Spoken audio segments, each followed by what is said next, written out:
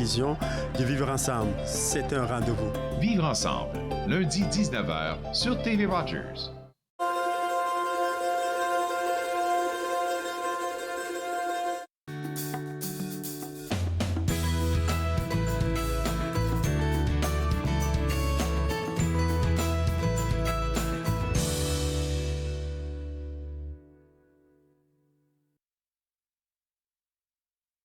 Je me ferai un réel plaisir de passer la prochaine heure avec vous. Aujourd'hui à l'émission, on a en studio notre physiothérapeute Arthur Coinco. Avec lui, on va parler des problèmes au cou et au dos. Il est venu avec une belle chaise là sur laquelle je vais prendre plaisir à me faire masser le cou.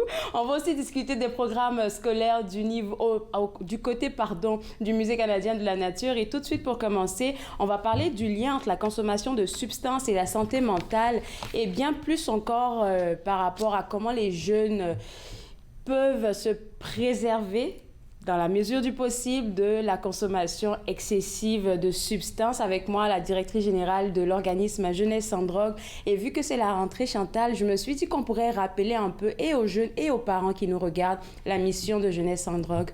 Oui, merci. Oui. Alors, la mission de Jeunesse sans drogue, c'est vraiment d'épauler les parents, de les encourager à avoir des dialogues continus avec leurs jeunes sur la consommation, sur les substances, d'approcher ça avec curiosité, avec amour, mais de donner les outils nécessaires pour qu'ils puissent justement amorcer le dialogue avec leurs jeunes. Un rappel aussi, les éléments dont tu parles, c'est accessible sur votre site web, c'est gratuit. Bien sûr. Puis on demande aux parents d'aller les consulter un peu à chaque semaine parce que vous avez toujours de nouvelles affaires à présenter aux parents. Aujourd'hui, on veut parler de la rentrée scolaire qui pourrait être une période anxieuse pour les jeunes et même pour les parents aussi. Oui, mais en temps normal, la rentrée, ça vient toujours avec une certaine fébrilité.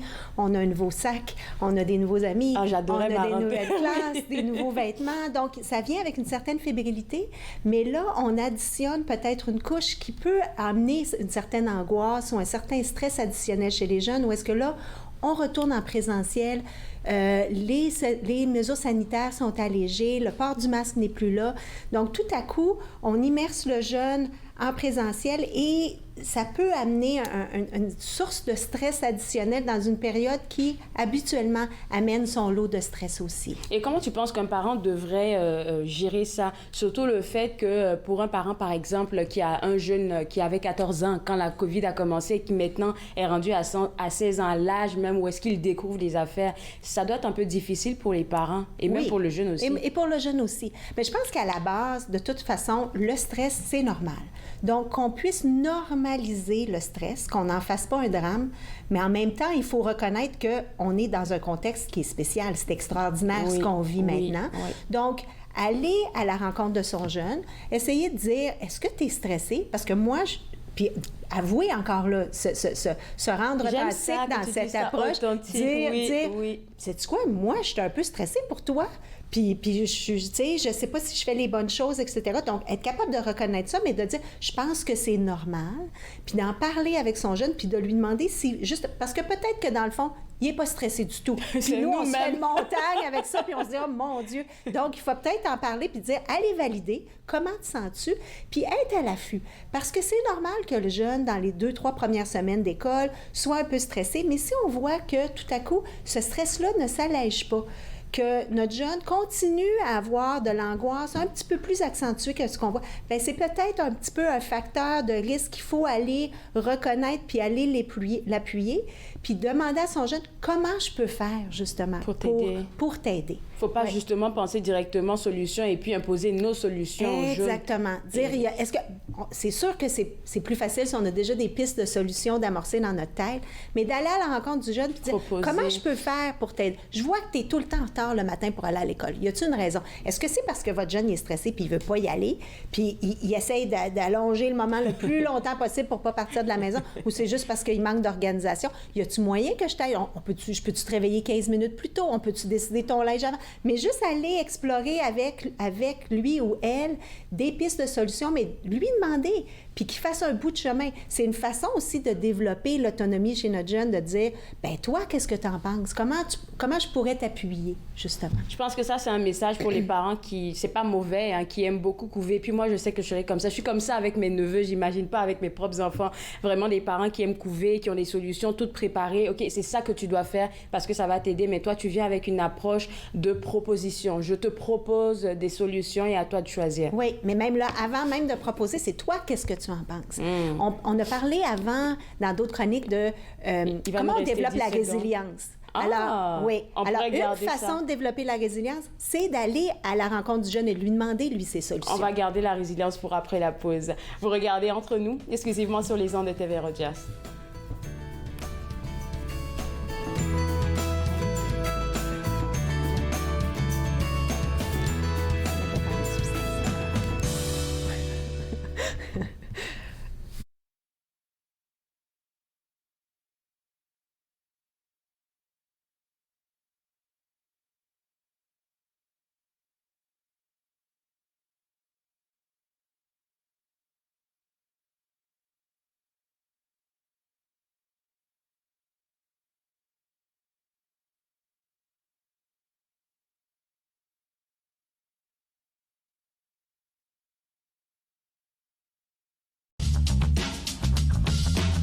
Cette émission est présentée par Télé Élan. Vous êtes enfin aux commandes. Pour en savoir plus, visitez Rogers.com.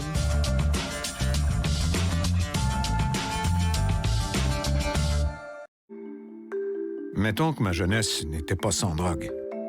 Je dis quoi, mon ado? J'aimerais qu'il vive sa jeunesse sans avoir peur de me parler de drogue. C'est possible? Choisir de vivre sa jeunesse sans aucune drogue, est-ce que c'est utopique?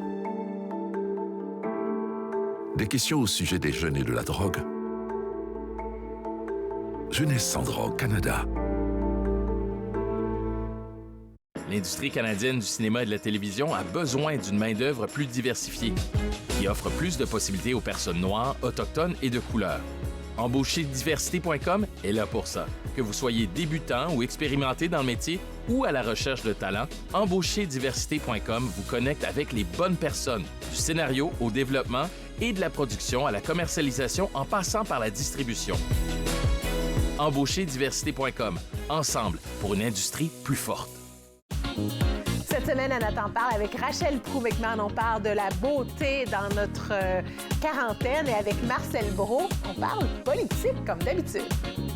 Nathan parle, mercredi 19h sur TV Rogers.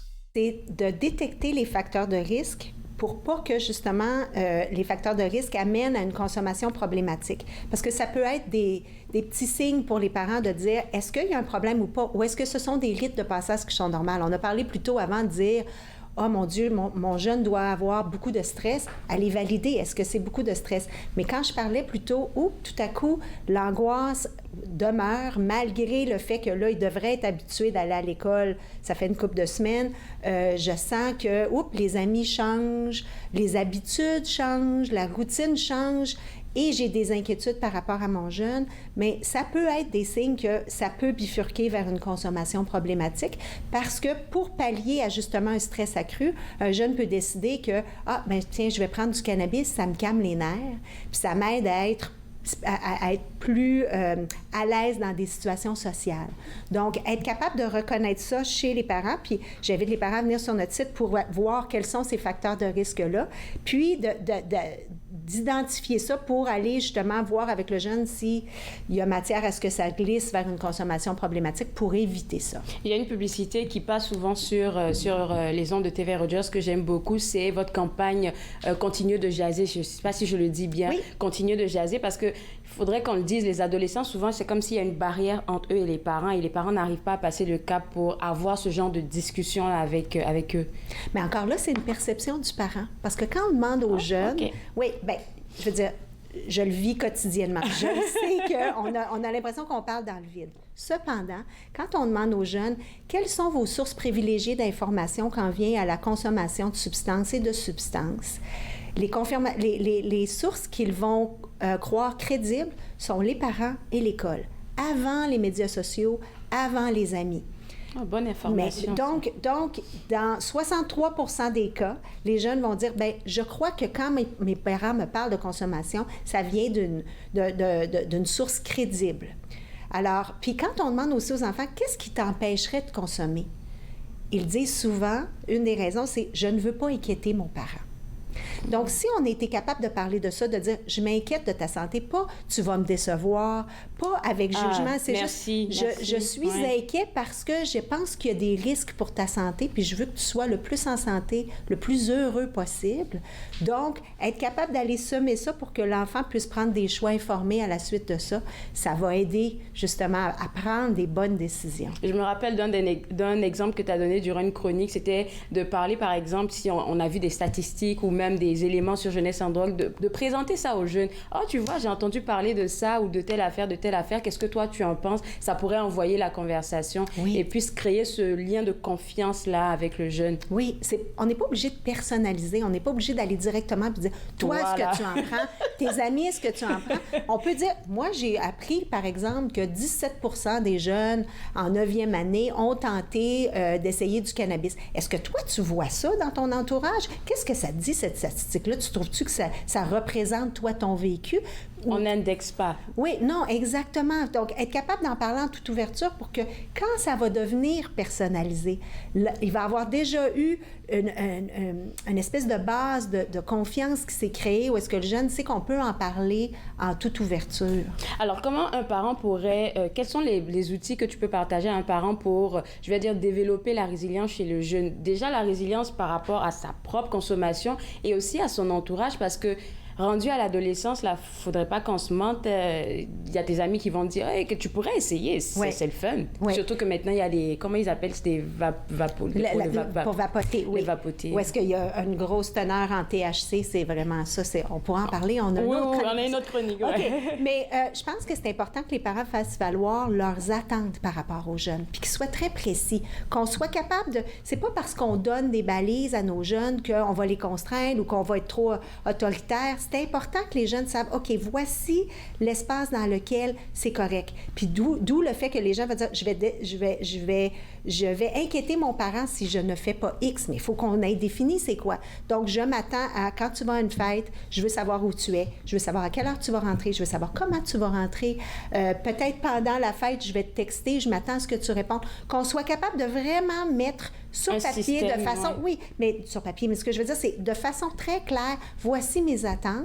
Puis si mes attentes ne sont pas comblées, voici quelles pourraient être les conséquences. Pour que les jeunes savent, s'il n'y a pas d'encadrement, ça va être plus difficile. Ça, c'est une façon de développer la résilience. Il y a plusieurs façons. Être un bon modèle pour nos enfants, être capable de vulnérabilité, c'est ce que je disais, plutôt être capable d'admettre, bon, là, je pense que j'ai pas pris la meilleure décision ou je pense que je t'ai pas approché de la bonne façon. Je pense que je me suis fâchée. Si j'ai trouvé, par exemple, de l'alcool dans ta chambre puis que j'y vais de façon très émotive, ce qui est normal, mais que j'y vais pas en ouverture, bien, être capable de revenir et dire, bon, OK, on prise 2. On va... Puis être capable, parce qu'on donne la permission à notre jeune à ce moment-là de faire la même chose, puis de revenir vers nous, puis de dire, je pense que j'ai pas pris la meilleure décision, puis d'être capable de reconnaître ça, puis de trouver d'autres façons de faire. Donc, d'y aller dans cette ouverture, dans cette authenticité-là, ça va aider le jeune à développer sa résilience. Et puis, parlant des parties qui vont sûrement reprendre de plus belle, tu proposes toujours aux parents de demander à l'enfant de les contacter au cas où tu penses que tu as pris une substance qui pourrait te mettre dans un état second. Tu peux toujours me contacter pour que moi, je vienne te chercher. Définitivement. Au moins, ça préserve leur sécurité. Oui, encadrer ça dans « je veux que tu sois en sécurité, je veux que tu sois en santé », puis avoir ces discussions-là en amont, avant. Parce que de toute façon, là, dans l'euphorie d'aller au party, puis on l'a dit tout à l'heure, là, ils vont être trop énervés, mais puis le dire souvent, tu peux toujours m'appeler, je vais toujours être là pour toi, puis avoir travaillé différents scénarios. Comment tu vas revenir à la maison, tu vas avoir un ami qui va revenir avec toi, mais si tu soupçonnes que cet ami-là a consommé, c'est quoi ton plan B? Puis être capable d'évaluer ça ensemble, puis de travailler ces hypothèses-là avant le party. Ça, c'est une très bonne stratégie. Là, j'aime beaucoup. Et puis, pour les parents qui ont besoin de plus d'outils, de plus d'accompagnement, je vais dire par rapport à comment approcher leurs jeunes, je pense que cet été, vous avez lancé quelque chose de gros, les clavardages et puis les appels téléphoniques. Oui, je suis contente que tu le soulignes. Alors, les parents peuvent venir sur notre site, ils peuvent avoir une approche personnalisée 24 heures sur 24 heures sur 24, 7 jours sur 7, où est-ce que les parents peuvent venir clavarder avec un expert gratuitement pour avoir peut-être un petit peu plus de soutien personnel. Puis on a une ligne téléphonique aussi et peuvent être même référés à un psychologue, encore là, de façon gratuite, s'ils ont besoin d'une aide plus soutenue. Vous faites un excellent travail et puis je suis en train de penser à ça à l'instant. Peut-être que pour notre prochaine chronique, on pourrait parler de quand un parent découvre des substances dans la chambre de son enfant, dans son sac, quelle est la réaction à avoir. Moi, je pense que je vais capoter, mais je sais pas. Ça va me faire plaisir d'en parler. Merci beaucoup, Chantal. Et puis, pour les gens qui nous regardent, spécialement aux parents qui nous regardent, www.jeunessesandrogue.org, c'est le site web de l'organisme Jeunesse sans drogue. Il y a tous des outils là-bas pour vous aider à parler, à amorcer la discussion avec vos jeunes et c'est gratuit. Nous, on va prendre une pause et après la pause, on va parler des programmes scolaires au niveau du Musée canadien de la nature. Vous regardez Entre nous, exclusivement sur les ondes de TV Rogers.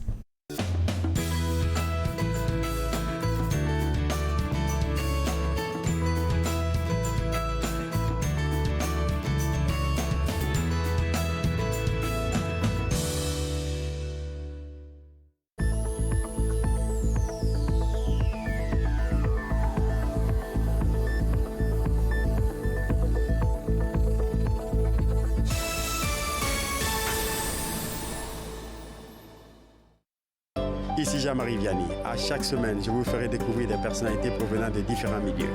Ils vous exposeront leur point de vue sur de nombreuses facettes du multiculturalisme dans notre région. Vivre ensemble, lundi 19h sur TV Rogers. Puis, c'était le fun?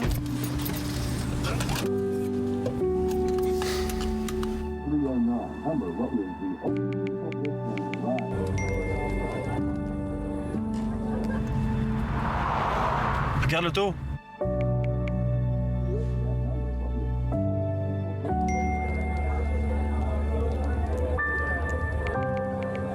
C'est pas celle-là dont tu me parlais l'autre fois? Je suis Linda Leclerc et chaque semaine, en compagnie de mes invités, vous apprendrez comment relaxer, vous dilater la rate et surtout être de bonne humeur. Yoga du rire, dimanche 20h30 sur TV Rogers.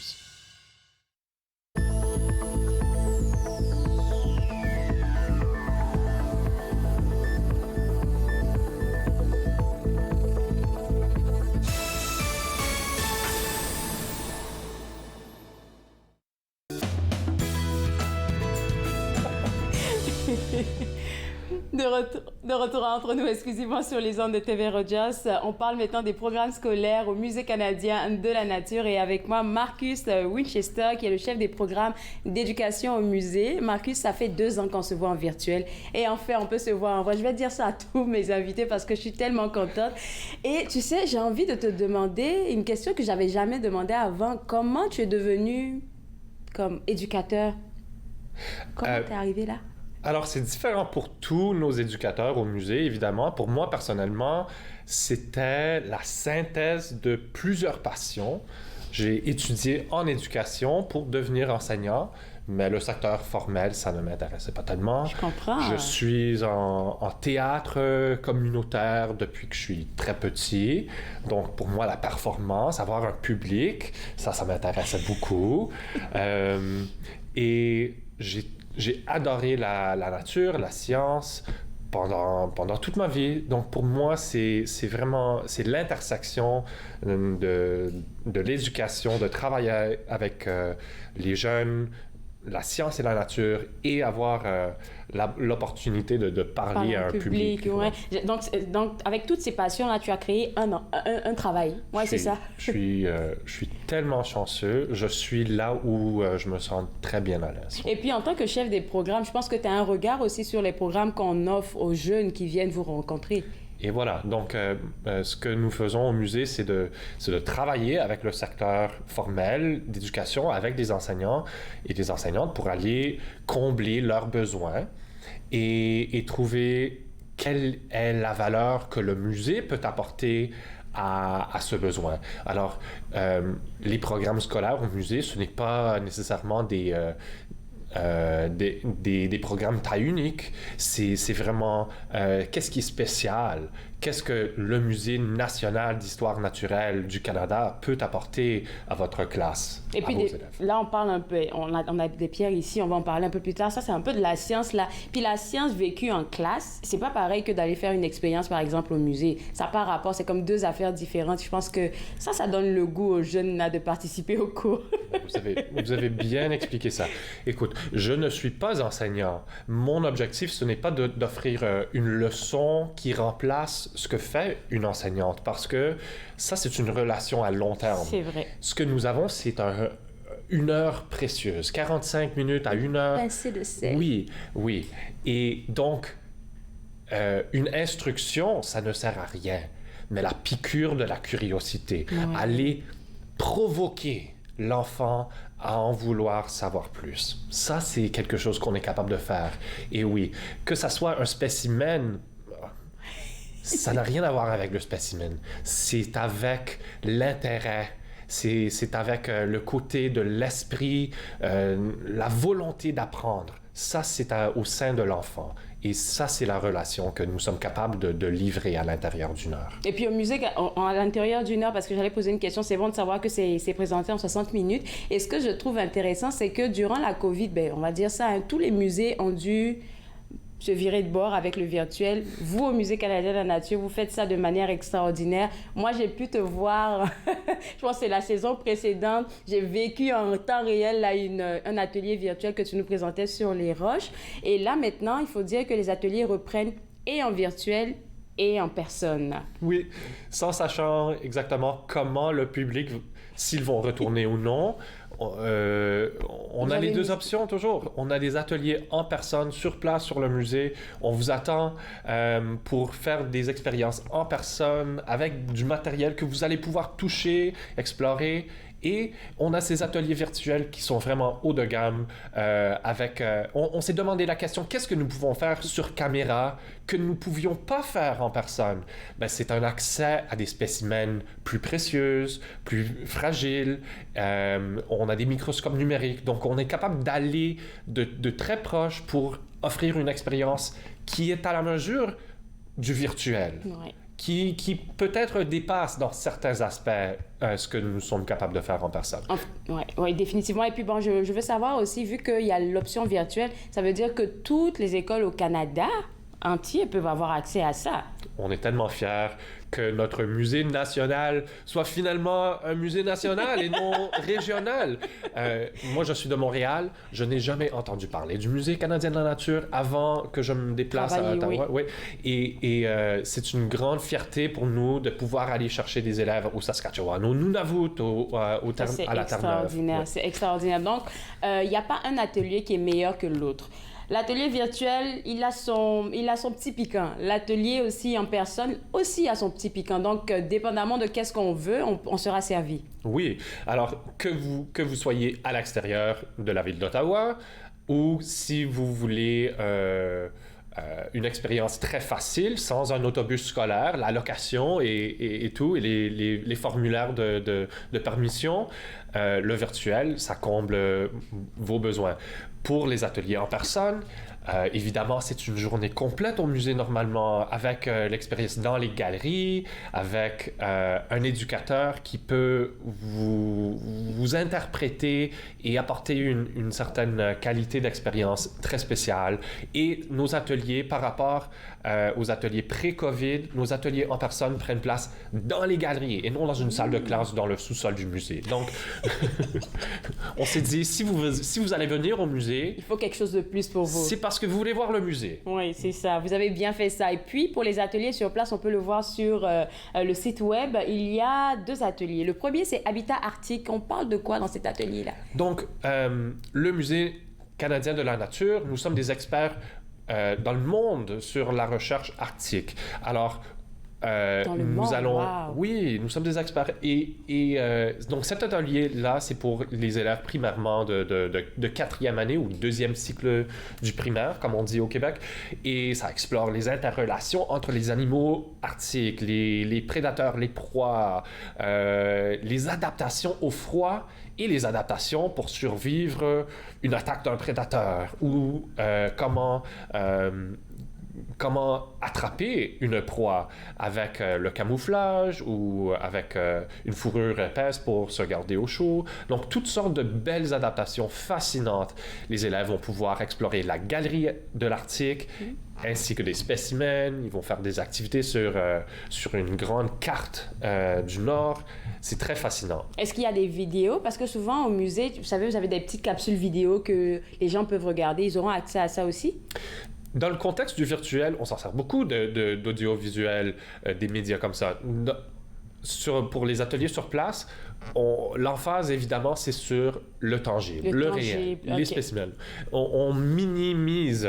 les vidéos, les capsules vidéo. Oui. Écoute, Marcus, je vais te garder avec moi et puis juste après la pause, on va continuer de parler des ateliers qui sont sur place et offerts en virtuel. Vous regardez Entre nous, exclusivement sur les ondes de TV Rogers.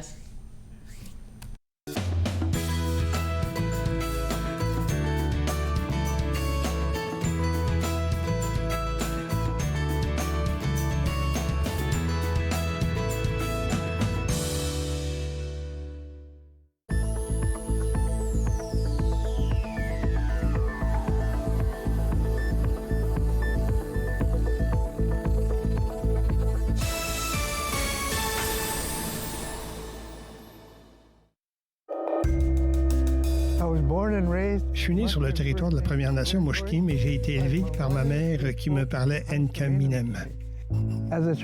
Enfant, j'ai arrêté de parler ma langue maternelle car on m'a dit que de parler d'autres langues que l'anglais ne faisait pas canadien.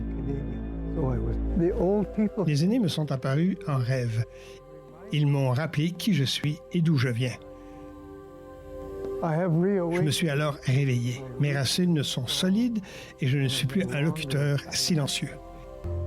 Ma langue révèle mes origines, me définit et me guide pour montrer et expliquer notre culture et nos traditions. C'est un cadeau pour les gens d'aujourd'hui et la génération à venir. Ce qui était perdu est retrouvé. Ce qui était endormi est réveillé. Mon sang est ici et je suis complet. J'ai renoué avec mes origines.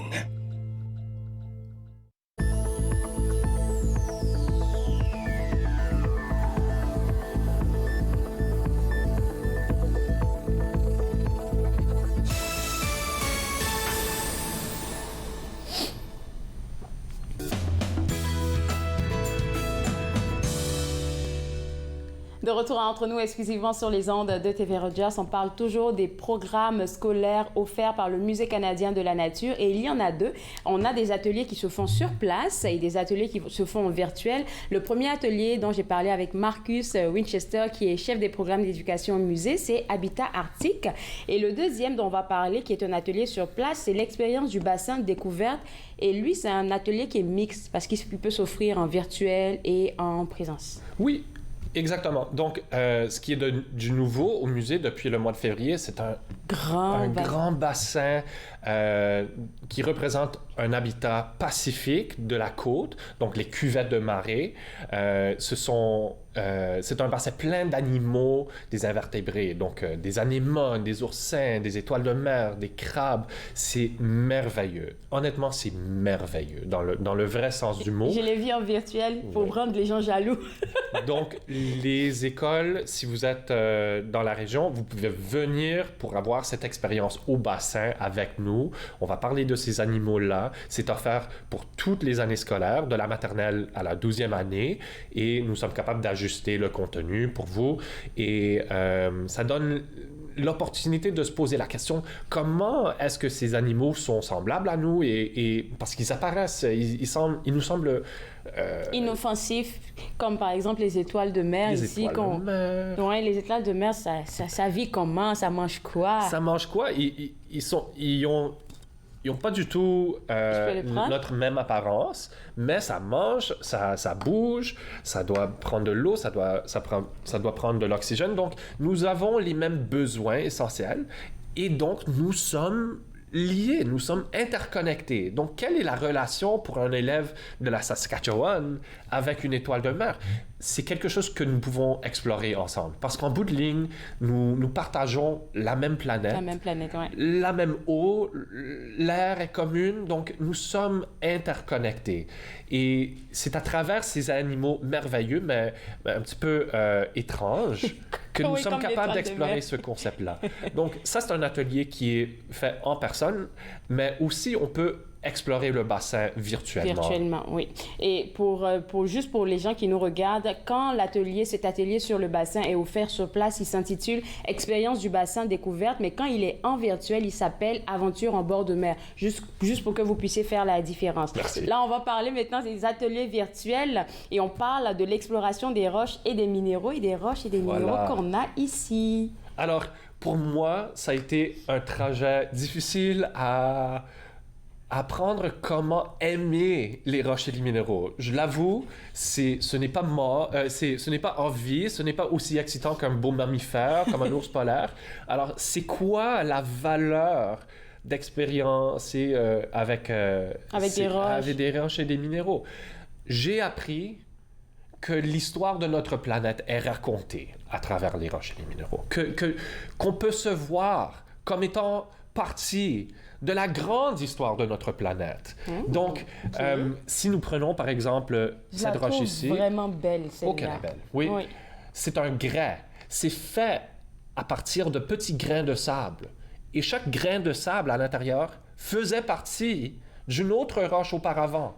Donc, ici, on a une histoire de plusieurs roches qui ont été érodées, qui ont été abusées par le vent et la pluie. Ça fait des dessins comme ça, là, dessus? Ah non, ça prend du temps parce que ces grains de sable se sont fait déposer par le vent. Ici, souvent, les roches sédimentaires, quand vous voyez des couches comme ça, c'est souvent au fond d'un bassin marin. Le sable va couler jusqu'au fond. Mais ici, c'est du sable qui a été déposé par le vent. Donc ça vient de l'Arizona, aux États-Unis. Donc, c'est une roche sédimentaire formée par le vent. Le temps. OK, là, t'as pris mon attention parce que c'est juste du sable qui est là. OK, on va y aller avec celle qui brille. Puis il faut dire que c'est mes choix, hein, c'est moi. Oui, moi j'ai apporté un plat d'objets spéciaux, puis Claude-Andréa... Oui, je fais des choix, mais je pense que les gens vont aimer mes choix parce que lui, il est vraiment beau. Et celui-là, c'est comme s'il y avait de l'or dessus. Oui, c'est souvent la pensée que ça soit de l'or, mais on parle ici d'un spécimen qui s'appelle le chalcopyrite. Et sans avoir des outils ou une connaissance particulière, il n'y a pas moyen pour un enfant de déterminer si c'est de l'or ou un minerai qui produit le cuivre. Donc, à l'intérieur ici, il y a des particules, des atomes de cuivre. Donc, à travers des activités minières, on va extraire les choses avec lesquelles on bâtit notre monde humain. Pour vrai, là? Donc, ça, c'est une source d'un élément de cuivre. Oui. Et ça, c'est un spécimen spécial aussi. Ce n'est pas toujours comme ça qu'on va trouver le cuivre dans la Terre. C'est souvent intermélangé avec une roche beaucoup moins intéressante. Mais Et comment t'as dit qu'on l'appelait, le chalcopyrite. Chalcopyrite. Oh, j'ai appris un gros mot aujourd'hui. Chalcopyrite. OK. Mais avec des petites expériences, les élèves peuvent découvrir par eux-mêmes que ce soit de l'or ou une source de cuivre. Intéressant ça. Et la dernière? Oui. Ça, c'est un choix parce que tu m'as donné un scoop sur cette pierre-là. Apparemment, elle peut flotter dans l'eau. Montre-nous. On va voir. OK, comment je fais? Je la prends, je la glisse simplement dans l'eau? Tout simplement. OK. On va essayer avec mon... Oh! Oui. Okay. C'est vrai qu'elle descend pas. Donc, qu'est-ce qui se passe ici? Qu'est-ce que vous remarquez à la surface? Toutes sortes de petits... Oui, il y a des petits trous et puis j'ai l'impression que c'est en train de fondre un tout petit peu dans l'eau ici. Ah, possiblement. Il y a des petites particules. Des miettes, des sédiments. Oui. Mais les petits trous, ça représente le fait que cette pierre est pleine de bulles de gaz qui ont été attrapées dans un magma, donc un volcan qui explose et dépose une pierre fondue. Mais à l'intérieur de cette pierre fondue, il y a du gaz. Et quand ça solidifie, le gaz est pris à l'intérieur et permet à la roche à flotter. Donc ça, c'est la pierre ponce. On peut l'acheter à la pharmacie pour frotter nos pieds. OK, ça vient de là, la pierre ponce? La pierre ponce, c'est une roche volcanique, oui. OK, j'ai appris plein de choses aujourd'hui. La pierre qui nous produit un peu de cuivre quelquefois, et puis celle qui nous vient de... en tout cas, la pierre ponce. Et pour ça, là, ça vient de quel coin? Parce que ça, tu m'as dit que ça venait de l'Arizona. Est-ce qu'on sait ça vient d'où? D'un volcan. D'un volcan? En tout cas, d'un volcan qui se trouve sur la Terre. Ça fait des expériences magnifiques. Déjà, avec 3 histoires de 3 pierres, là, je suis déjà contente. Alors, combien de personnes par groupe à qui vous donnez accès pour les ateliers sur place? 30 élèves maximum, 30 avec les parents et les enseignants accompagnateurs. Et puis, je sais qu'il y a des tarifs de groupe, tout ça sur le site web du Musée canadien de la nature. Et voilà, nature.ca/éducation. Et puis, le tout est joué. Merci beaucoup, Marcus. Merci pour cette expérience que tu m'as permis de faire ce matin. Et puis, pour les gens qui nous regardent à la maison, surtout pour les écoles, si vous voulez avoir accès à ces ateliers qui se font sur place et aussi en virtuel, www.nature.ca/éducation. Vous aurez toutes les informations. Nous, on va prendre une pause et après la pause, on parle avec notre physiothérapeute Arthur Coinco. Vous regardez Entre nous, exclusivement sur les ondes de TV Rogers.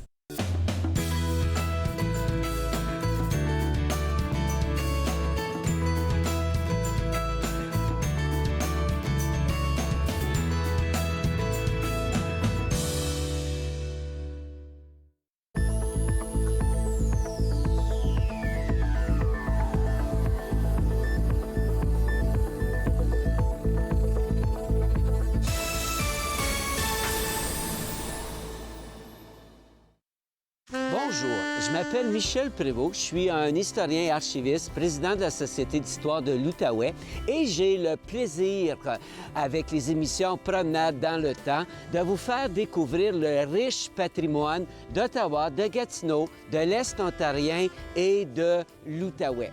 Ces émissions ont pour but de vous faire connaître notre patrimoine et le valoriser. Promenade dans le temps. Mardi 19h30 sur TV Rogers.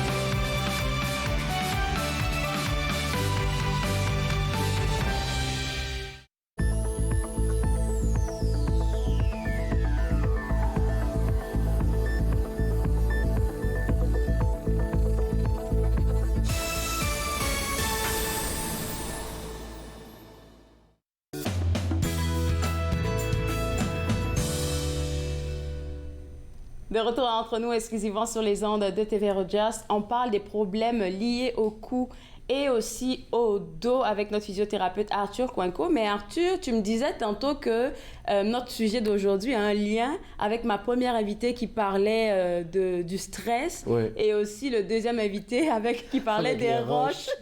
Tu m'expliques le lien que toi tu fais avec ça? Mais je pense que c'est Chantal. Oui, Chantal Valera, par rapport au stress. Oui.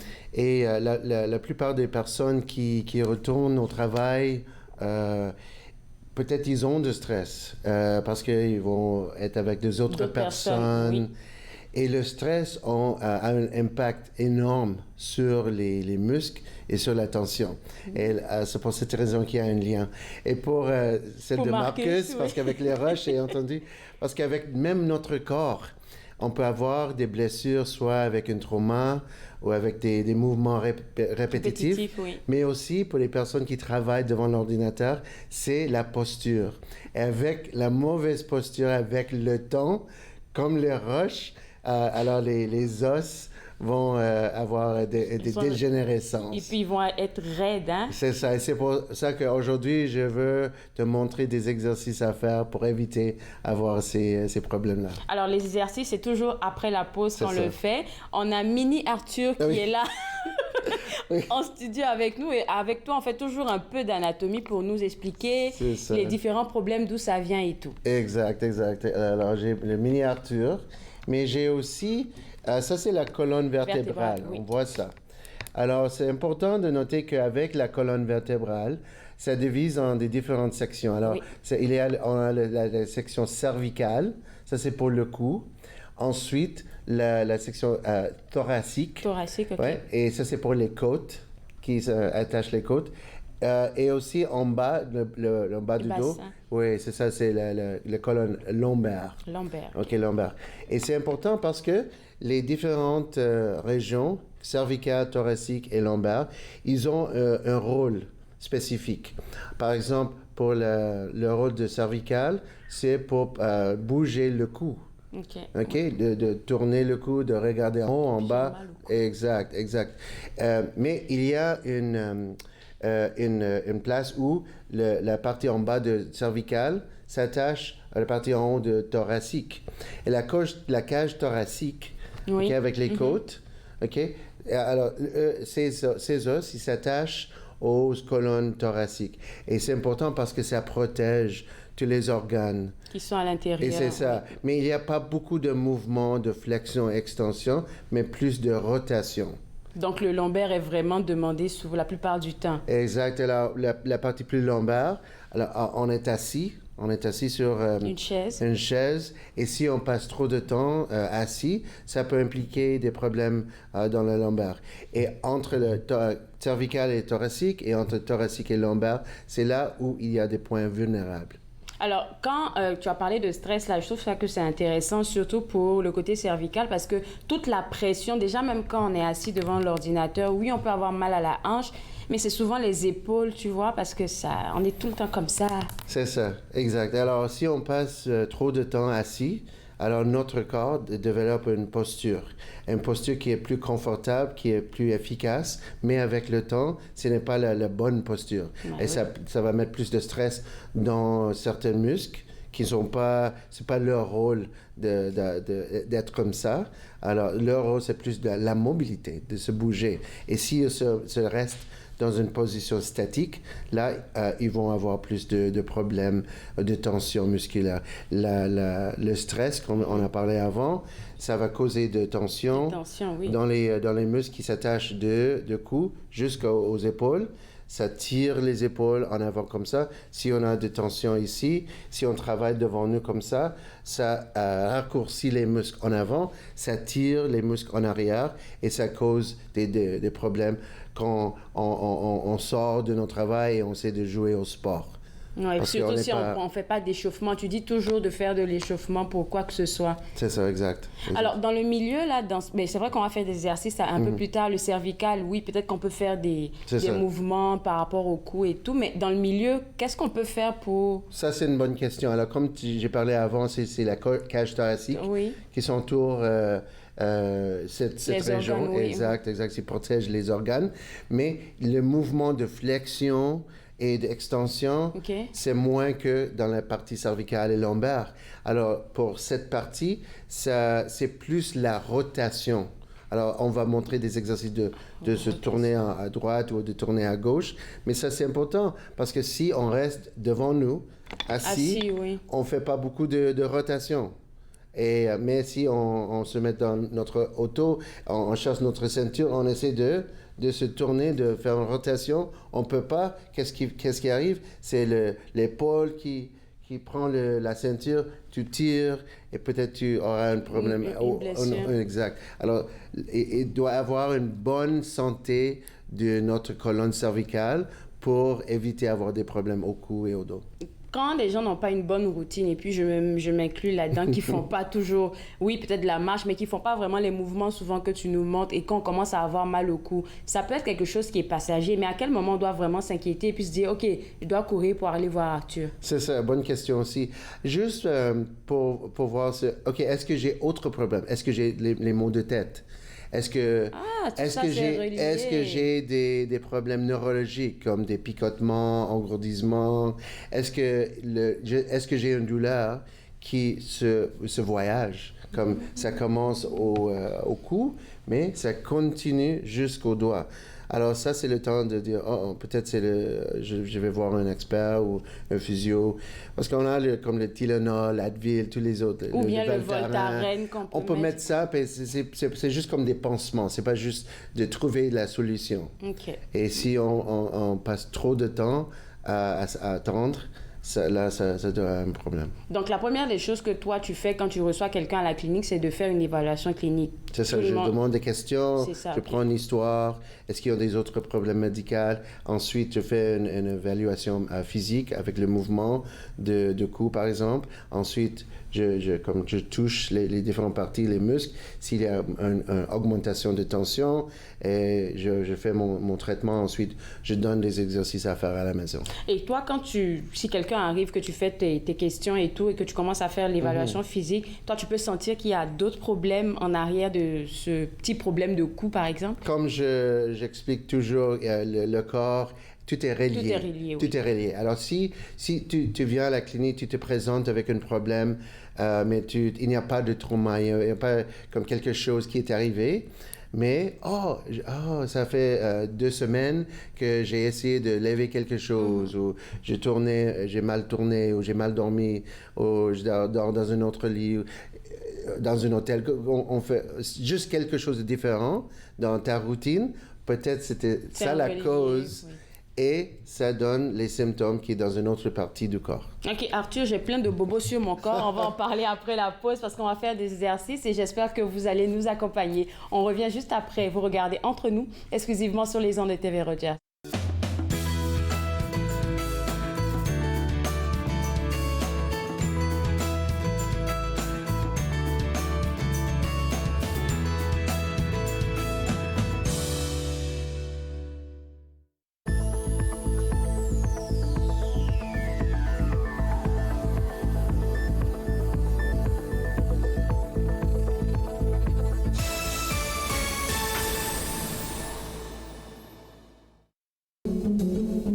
My name is Chase Nicholas. Je m'appelle Chase Nicholas. Je suis Micmac et je joue au hockey.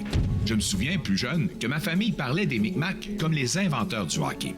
En première année du secondaire, j'ai fait une recherche sur les bâtons de hockey des Micmacs, qui sont également les premiers bâtons de la LNH. J'en ai trouvé un fabriqué en 1917, l'année de la création de la LNH. J'ai été surpris d'apprendre que le bâton que je tenais avait été fabriqué par mon arrière-arrière-grand-père, Alexander Cope. En 1934, un aîné connu sous le nom de Old Joe Cope a écrit une lettre au Chronicle Herald de Halifax dans laquelle il affirmait que les Micmacs avaient inventé le hockey. Plus tard, j'ai découvert que je suis un descendant en ligne directe de Old Joe Cope. Il fut un temps où les enfants de ce peuple étaient arrachés à leur famille et n'avaient pas le droit de parler leur langue, perdant ainsi leurs mots et leur histoire. Mais à présent, on se réapproprie notre histoire. Lorsque je saute sur l'Atlas, je suis fier de savoir que mes ancêtres et les Micmacs sont à l'origine du hockey.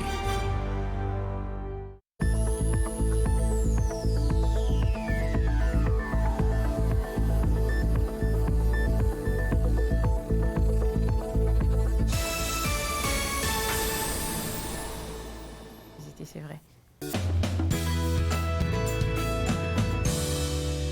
De retour Entre nous, exclusivement sur les ondes de TV Rogers. Ma première séance après 2 ans avec notre physiothérapeute Arthur Coinco. On parle toujours des problèmes liés au cou et au dos. Et puis, je pense que je suis dans la clinique de Arthur en ce moment. On est ici dans la clinique.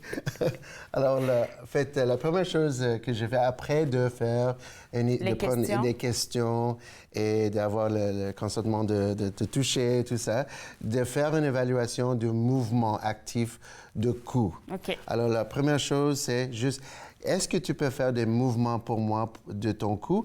Et quand tu fais ces mouvements, tu vas me dire si ça fait mal, ça fait une différence d'un côté à l'autre, OK? Oui, OK. Parfait. Donc, qu'est-ce que je fais? Je fais juste tourner Oui, juste regarde devant toi. OK. Et est-ce que je peux mettre ma main? Oui.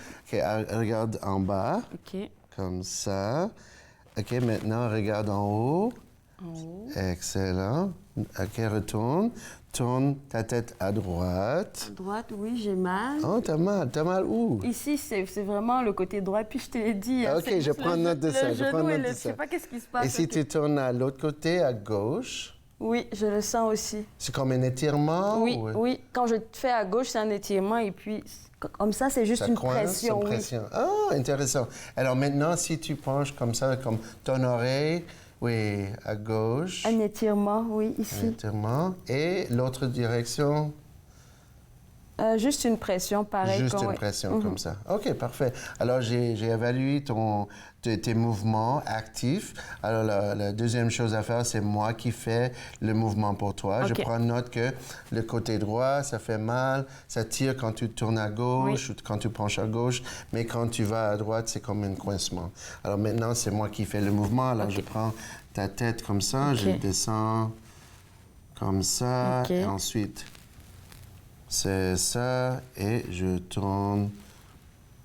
Et l'autre direction, c'est moi qui va faire le mouvement exact. Et ensuite, comme ça. Et quand tu fais ça, tu arrives à évaluer qu'est-ce qui se passe? C'est ça. Alors, normalement, dans la clinique, peut-être, moi, je touche comme sur la colonne vertébrale. Alors, mais juste pour cette séance, c'est juste de montrer que toi, tu fais le mouvement. Ensuite, moi, je fais ça pour toi. Ensuite, on peut faire comme des tests de force, de résistance, pour voir si les muscles sont impliqués. Alors, moi, je mets ma main comme ça. Empêche-moi de te pousser comme ça. Excellent. En arrière. Il faut que j'arrête. Oui, c'est ça. Tourne ta tête à moi. L'autre direction, c'est ça. L'autre direction... À gauche, tourne à gauche. À gauche, Oui, c'est ça. Et penche à droite, comme ça. L'autre direction. L'autre direction, c'est ça. Et l'autre, finalement. Là, c'est ça. Oui. Sur le côté droit, je l'ai senti encore la même pression quand... Exact, exact. Alors, je demande, OK, qu'est-ce qui arrive pendant qu'on fait ça? Alors, on a fait ça. Peut-être je peux faire des autres tests qui est plus spécifiques pour que je puisse comme faire de thérapie manuelle. Juste de faire un test sur l'artère vertébrale et certains ligaments qui sont attachés dans le cou. Afin de faire ça, si tu passes, si c'est négatif, alors là, je mets mes mains sur... les épaules. Exact. Alors, je prends... Ah oui, c'est ça, là. Si je compare de gauche à droite, il y a plus de tension par là. Ça, c'est une muscle qui commence ici et s'attache juste en bas. Jusqu'en bas. Je touche. Et je demande qu'est-ce que ça fait mal. Oui. Et si je compare... Là, je suis en train d'avoir une consultation gratuite, là, www.prophysiothérapie.com pour avoir la il y a un muscle qui commence ici. Ça termine par là. OK, alors j'essaie de faire des autres évaluations. Je fais la palpation sur des autres muscles. Et pour toi, je conclure que, OK, peut-être il y a comme une tension qui est reliée à ta posture devant l'ordinateur. Oui. Sûrement. Peut-être à la soirée quand tu lis, quand tu regardes en bas comme ça. Alors, je commence à faire les traitements. Alors, un traitement, c'est comme utiliser mes mains, une thérapie manuelle. Alors, cette technique qui s'appelle Active Release Technique, c'est une collaboration de patient et physio. Alors, moi, je vais faire une pression comme ça. Je veux que tu tournes ta tête à gauche. Tourne ma tête à gauche. Oui, tu vas comme ça. Et on revient. Et on continue. Et lorsque tu tournes, moi, je fais ma technique comme ça. Et la technique, c'est ça. Ça sert à quoi? Ça sert, qu'est-ce que c'est? Pour réduire la tension en mettant la pression sur un point qui est sensible, où il y a beaucoup de tension où sont les fibres musculaires sont trop tendues. Alors ça, c'est un exemple. Un autre exemple, il nous reste 3 minutes. Pas de problème. Alors, tu commences comme ça et tu finis comme ça, OK? Commence et finis l'autre comme ça. Tu penches, oui. Ouf. Et si je fais ça, oui, ça fait mal, oui. Une autre chose que je peux faire, je peux utiliser ça. Ça, c'est comme de faire masser le muscle. On appelle ça le Theragun. Le Theragun. Theragun, OK. Oui. Alors, je vais mettre ça comme ça. Ouh, ça va faire comme... du bien. Oh mon Dieu, ça fait du bien. Ça, c'est une autre sorte. OK. Et puis, tout ça, là, c'est pendant la consultation. Oui, c'est ça. On peut faire ça. Okay. Je peux te montrer des exercices à faire à la maison. Là, tu peux utiliser une balle de tennis. OK, tu mets ça comme juste de rouler sur le muscle toi-même. Et si je n'ai pas de balle de tennis, qu'est-ce que je pourrais utiliser pour remplacer? Ouf. OK, ça fait vraiment du bien. Si tu n'as pas une balle, moi, je suis entraîneur de tennis, je te donne une balle. Mais si tu n'as pas de balle chez toi, tu peux même utiliser comme ta main. Comme ça, OK. Juste comme ça. Ça fait ici, je sens vraiment la pression et que ça fait vraiment du bien. Donc, juste avec une balle de tennis, si vous l'avez à la maison, là, vous pouvez comme vous faire des petits massages. Alors, il nous reste 1 minute 30. Okay. Ça, c'est... Alors, maintenant, c'est le temps pour les exercices de renforcement. Alors, quand on a fait les mouvements de résistance, on a noté que ça fait mal dans quelques directions. Ouais. Alors, si je mets la bande élastique comme ça, je tiens comme ça et je tourne. Oh, un peu comme quand tu tenais ma tête tantôt. C'est ça. Okay. Alors là, ça va entraîner cette partie, mais l'autre partie va se fonctionner aussi. OK. Alors, je peux aller dans l'autre direction. Un autre mouvement, c'est de faire le mouvement comme ça. Okay. Alors, si on fait les mouvements avec les bandes élastiques, et finalement, ce qui est important, c'est un exercice pour la posture. OK. Parce qu'on reste comme ça, arrondi. Oui. C'est nécessaire de, comme ça. C'est ça. Ouf. Comme ça. Okay. Et de faire les cercles comme ça, en arrière. Comme ça. Ça, c'est important. C'est ça, de faire les mouvements. Okay. Comme ça c'est très important. Ça fait mal. Oui, ça fait mal parce que c'est la première fois que tu fais. Oui. Mais avec le temps, alors les articulations... combien de temps? 30 secondes. OK. Les articulations vont se avoir plus de souplesse. Je te garde avec moi. On revient juste après la pause. Et là, on va parler avec Arthur peut-être d'un dernier exercice. Restez avec moi, vous regardez Entre nous, exclusivement sur les ondes de TV Rogers.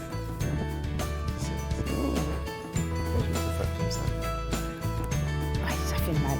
Et tu sais, c'est définitivement relié au genou. Au genou. Tu penses, hein? Oui, parce que quand tu...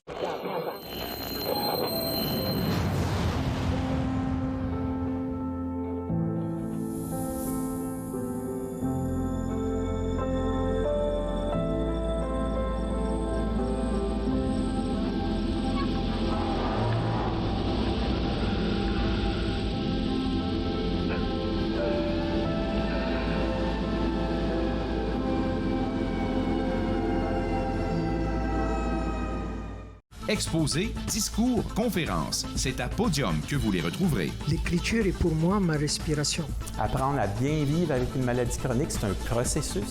Podium, dimanche 16h sur TV Rogers. Je l'ai fait.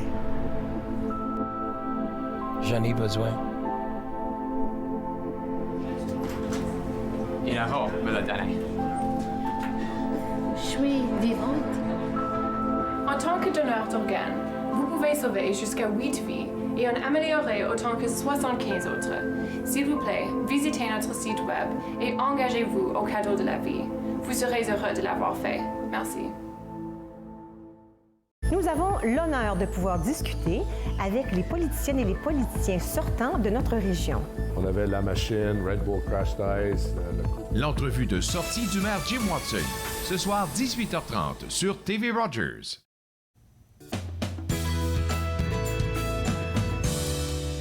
De retour Entre nous, exclusivement sur les ondes de TV Rogers. On parle toujours avec notre physiothérapeute des problèmes liés au cou et au dos. Et j'ai eu un cadeau. J'ai eu une balle de tennis pour pouvoir me masser le cou. Et Arthur, on voulait rappeler aux gens que tu as repris les consultations en personne et aussi en virtuel pour ceux qui ne sont pas trop à l'aise. Comment ça fonctionne?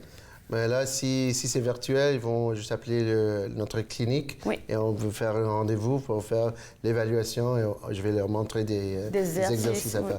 Mais si c'est dans la clinique, on peut faire la thérapie manuelle. Thérapie manuelle. Et puis, ça prend combien de temps? Dès que moi, j'appelle, par exemple, aujourd'hui, est-ce que je peux avoir un rendez-vous le lendemain? Demain. Ah, c'est facile, ça. Un jour.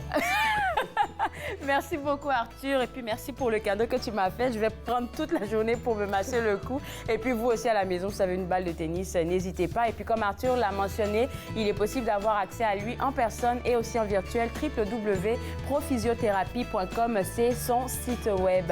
Moi, je me suis fait le plaisir de passer cette heure avec vous. On sera de retour demain à partir de 11h en live. Je vais discuter des activités du RGA, le regroupement des gens d'affaires de la capitale nationale. On va aussi parler avec l'auteur Stéphane Desjardins de son nouvel ouvrage intitulé L'histoire du cinéma, Pine de Sainte-Adèle. Et on va terminer l'émission avec notre chère Nathalie Coutou. À demain à partir de 11h. Bye bye! Faites-nous part de vos commentaires en composant le 613-521-2323 par courriel sur Facebook et Twitter.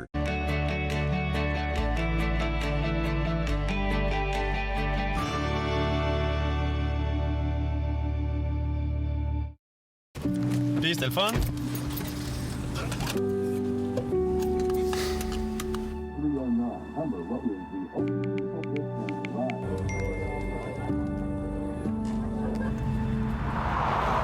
Regarde l'auto.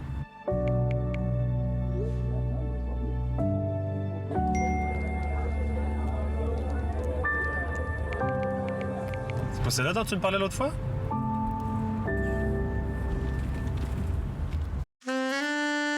À notre prochaine émission Promenade dans le temps, je vous invite à découvrir le magnifique moulin de Wakefield en Outaouais, ainsi que son environnement, sa chute, la maison et le cimetière McLaren, ainsi que nos ponts couverts qui sont les derniers toits de nos rivières. C'est une émission à ne pas manquer. Promenade dans le temps, mardi 19h30 sur TV Rogers.